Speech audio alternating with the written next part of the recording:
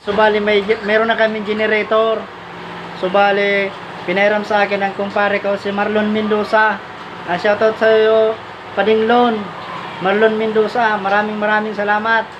Kasi tinatry na namin ni Mrs. yung kanyang computer kasi magte-training siya bukas. So napakalaking salamat sa iyo, paring Marlon. Saludo ako sa iyo. Salamat. So bali, ito pala yung generator na pinairam niya sa akin. Ito.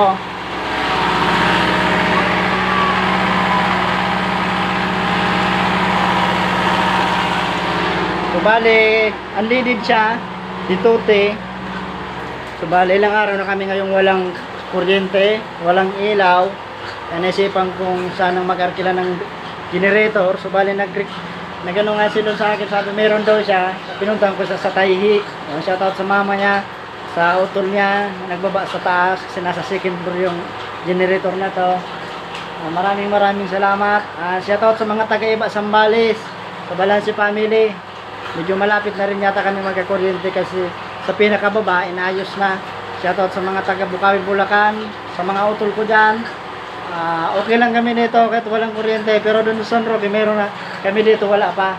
Sige na, mamaya na, abangan nyo na lang mamayang gabi kung maraming tao mag-church dito.